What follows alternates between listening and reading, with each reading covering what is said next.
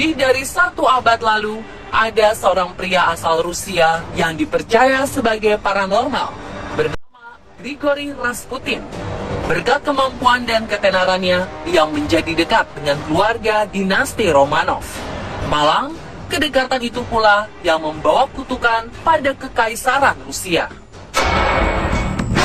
Dalam surat yang dituliskan oleh Rasputin kepada Tsar Nicholas II pada 7 Desember 1916 atau 23 hari sebelum kematiannya, tertulis peringatan bahwa Rasputin akan mati terbunuh.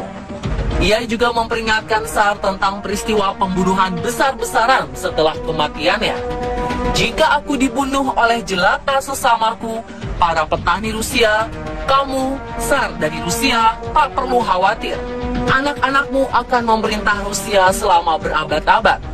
Namun Tsar Rusia, jika kau dengar tentang lonceng tanda kematianku dan keluargamu yang merancangnya, maka tak satu pun dalam keluargamu, tak satu pun anakmu akan tetap hidup dalam 2 tahun sejak saat itu. Mereka akan dibunuh oleh orang-orang Rusia. Dan ternyata ada anggota keluarga dinasti Romanov di antara pelaku pembunuhan terhadap Rasputin. Kutukan Rasputin pun kemudian menjadi kenyataan.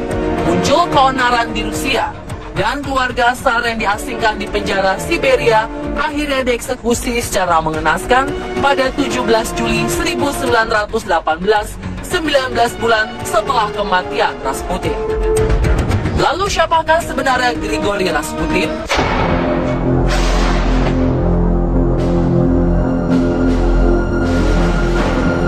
Grigori Yesimovich Rasputin. Hampir setiap orang Rusia mengenal pria kelahiran 10 Januari 1869 ini. Awalnya tak ada yang istimewa darinya, hingga pada suatu hari masyarakat di sekitarnya mulai merasakan adanya kekuatan gaib pada diri Rasputin. Saat itu, sekelompok petani berjalan mencari tahu siapa yang telah mencuri kuda. Rasputin yang sedang terbaring sakit di tempat tidur, tiba-tiba beranjak dari tempat tidurnya dan menunjuk salah satu petani yang dianggapnya sebagai pencuri kuda. Petani yang dituduh menyangkal tuduhan Rasputin dan memukul Rasputin karena tidak terima dirinya dituduh begitu saja. Hingga akhirnya perkataan Rasputin mulai menunjukkan tanda-tanda kebenaran. Pada malam harinya, 2 petani lain mengikuti seorang petani yang ditunjuk oleh Rasputin sebagai pencuri. Dan tuduhan Rasputin pun terbukti. Petani tersebut terlihat memimpin kuda dari gudang dan membawanya ke dalam hutan. Sejak saat itu, Rasputin dianggap sebagai seorang paranormal.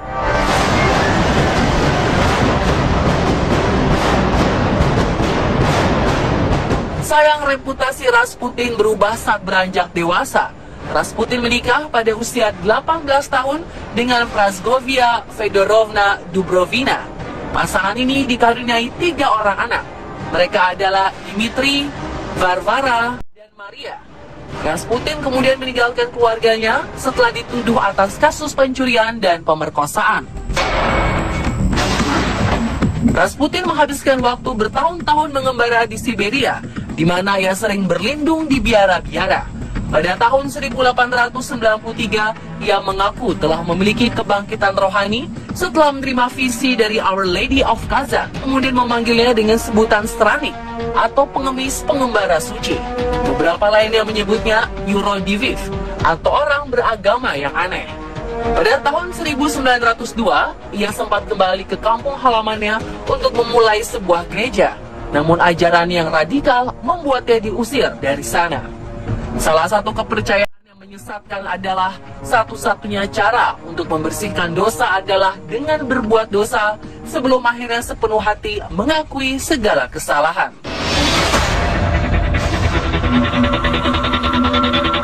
Setelah mengundang banyak perempuan untuk berbuat dosa, pada tahun 1903, ia dengan cepat melarikan diri ke Kiev. Di sana, Rasputin melunakkan ajarannya dan membuat otoritas gereja terkesan dengan pidato dan pemahaman kitab sucinya. tahun 1905, ia kembali mengembara ke Petrograd, ibu kota Kekaisaran Rusia. Dan sepertinya Rasputin datang di saat yang tepat, karena skandal korupsi di gereja Ortodoks Rusia membuat masyarakat mulai mencari agama alternatif. Dengan mata dan suara yang bisa membuat siapa saja terhipnotis, ia dikenal sebagai paranormal sekaligus orang pintar yang dapat menyembuhkan segala penyakit. Dari mulut ke mulut, reputasinya tersebut mengantarkan Rasputin bertemu dengan keluarga kekaisaran Tsar Nicholas II yang memiliki seorang anak penderita hemofilia.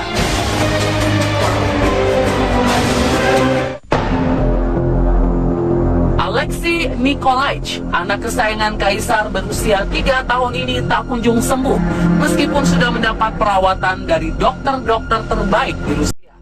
Namun saat Rasputin datang dan berlutut untuk berdoa di sisi tempat Alexei terbaring, beberapa jam kemudian sang ahli waris ini dinyatakan sembuh. Semenjak itu Rasputin mendapat tempat tersendiri di keluarga dinasti Romanov. Dinasti Romanov sampai memberikannya perlindungan 24 jam di bawah pengawasan polisi rahasia. Namun yang terjadi di luar dugaan. Ketika sedang tidak mengajar atau menyembuhkan, ia berada di bar. Ia juga masih belum berubah dengan tidak membatasi diri menghabiskan waktu bersama para wanita, termasuk para bangsawan. Melihat kelakuan Rasputin, para polisi tersebut melaporkannya kepada Tsar Nicholas II dan istrinya Alexandra. Namun mereka menolak untuk mempercayainya dan menuduh laporan itu hanya untuk menyudutkan Rasputin yang dianggap sebagai penyelamat putranya. Pada tahun 1914, Perang Dunia Pertama pecah. Saat itu juga, Tsar Nicholas II pergi untuk memimpin perang dan berpesan kepada Rasputin agar menjaga Rusia keluar dari konflik yang sedang terjadi. Tetapi pesan Tsar Nicholas II seolah diabaikan. Dengan sikapnya tidak berubah, ketika sang kaisar berperang, ia mulai memasukkan teman-temannya dan mengusir para kritikus. Tak sampai di situ saja, di luar istana kekaisaran, Rasputin mengaku sebagai seorang kaisar. Tak sedikit yang mempercayai ucapannya ini. Hal inilah yang kemudian membuatnya memiliki banyak musuh dan menjadi sasaran pembunuhan. Tapi tentu saja bukan perkara mudah untuk membunuh sang paranormal, karena Rasputin ternyata seseorang yang kebal pada racun.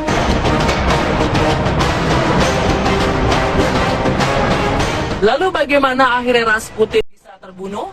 Bagaimana kutukan Rasputin menjadi kenyataan? Berbagai versi menyelimuti kisah misterinya. Saksikan kelanjutan misteri kematian paranormal Rusia Grigori Rasputin esok hari di jam yang sama.